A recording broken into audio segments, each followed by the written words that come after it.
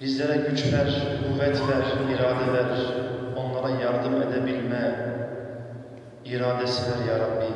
Onları Kahhar isminle kahret ya Rabbi. İşte bunlardan başka yok. İşte ya Rabbi biz de sana yalvarıyoruz. Başka yokuz ya Rabbi. Biziz. İslam'ın kıyamete kadar daim olabilmesi için, İslam'ın yeryüzünde hakim olabilmesi için bu ümmetten başka ümmet yok ya Rabbi. Ümmet aç kalıyor. Ümmet evsiz kalıyor. Ümmet vatansız kalıyor ya Rabbi. Bize güç ver de şu ümmete yardım edelim ya Rabbi.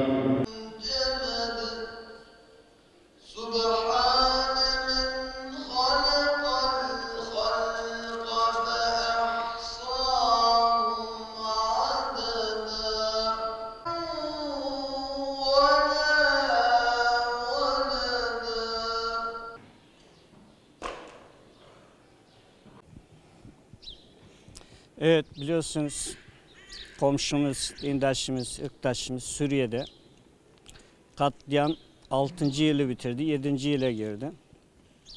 Dün İdlib'de özellikle 100'ün üzerinde bebek ve 250'ye yakın insanımız katliamla katledildi.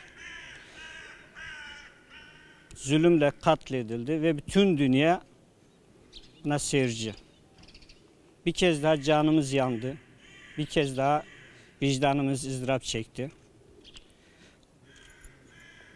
Ümmet olarak, Müslümanlar olarak belki en son yapabileceğimiz bir eylemle İl Müftülüğümüzde, sivil toplum kuruluşlarımızda, bütün Şanlıurfa halkıyla bu sabah İbrahim Aleyhisselam'ın makamında ümmete dua ettik, dua eyleminde bulunduk. Rabbim bir an önce bu zulümleri, katliamları sonlandırsın inşallah. Ümmete birlik, beraberlik nasip eylesin diyoruz. Müslümanları fiili ve kavli duaya davet ediyoruz.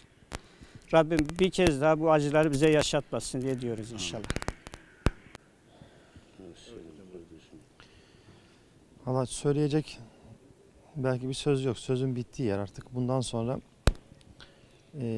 şu ümmet her türlü ezayı, cefayı, çileyi çekti. Birçok şehitler veriyoruz.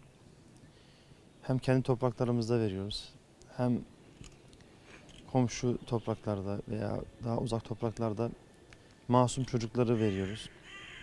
Rabbim özellikle şu memleketimizde bizim dünyaya çare bulacak fikirler, çare bulacak güçler nasip etsin bizlere. Belki en acısı şu, gün birlik, beraberlik günü, Müslümanların bir olma günü. Bu noktada belki çok çaresiziz.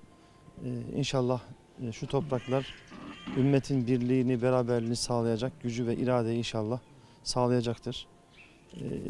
Zulmün en çok, karanlığın en çok arttığı zamanda inşallah sabah yakındır. İşte sabah namazımızı kıldık inşallah. Rabbim inşallah bu ümmete de sabah aydınlığı versin. Ümmete bahar aydınlığı versin. Amin. Ve inşallah hep birlikte ümmetin dirilişine vesile olalım. Allah razı olsun. Evet, bizi öldürebilirler, katledebilirler, kimyasallar atabilirler, sürgün ederler, şehit ederler ama bu ümmeti bitiremeyecekler. 10 kişi de kalsa, 5 kişi de kalsa bu ümmetin yiğitleri buna dur diyecek, er ya da geç. Ama önemli olan ümmetin tüm fertlerinin ne yaptığı çok önemlidir. Temel problemimiz Müslümanların beraber olamayışı, beraber hareket edemeyişi. Şu bu A cemaati, B cemaati, şu STK'sı, bu STK'sı. Bütün Müslümanlar bir olmadıkça daha çok Halepçeler, Halepler, İdlibler, Rabialar yaşayacağız. Allah yaşatmasın ama biz bir olmadıkça bunları yaşayacağız. Bu artık Müslümanların uyanması gerekir. Beraber hareket etme şuurunu, yani bunca musibetten sonra da eğer öğrenemediyse bundan sonra daha da gittikçe zorlaşıyor. Rabbim inşallah bu musibetlerden ders çıkarmayı hepimize nasip eylesin. Müslümanları muzaffer kılsın. Rabbimin izni ve inayetiyle İslam'ın zaferinin yakın olduğunu göreceksiniz, göreceğiz. Çünkü sabahın en yakın olduğu an, zifiri karanlığın en şiddetli olduğu andır. Şu anda ümmet bu anı yaşıyor. İnşallah zafer yakındır. Hepinize teşekkür ederim. Amellerimizle, eksik amellerimize huzuruna geldik ya Rabbi. İbrahim'in makamından yalvarıyoruz ya Rabbi. Ne olur dualarımızı kabul eyle ya Rabbi. Ümmetin gözyaşları var ya Rabbi. Ümmet ağlıyor ya Rabbi. Ümmetin gözyaşını silecek güç, kuvvet, irade nasip et ya Rabbi. Bize öyle güç ver ki ya Rabbi, Züntikam ismine uygun bir şekilde ümmetin, özellikle masum çocukların öcüne alabilmeyi, kahhar sıfatında bu kafirleri, bu zalimleri ya Rabbi ne olur kahret ya Rabbi. Ya Rabbel Alemin, acılar çekiyoruz, ızdıraplar çekiyoruz. Gönlümüz hüzünlü, gözlerimiz yaşlı ya Rabbi. Yalvarıyoruz ya Rabbi. Şu güzel vakitte ya Rabbi ne olur dualarımızı kabul et ya Rabbi. Kıyama kalkabilmeyi, gerçek anlamda ümmeti Muhammed Mustafa'nın ümmetini gerçek anlamda dirilişe geçebilmesini nasip et ya Rabbi.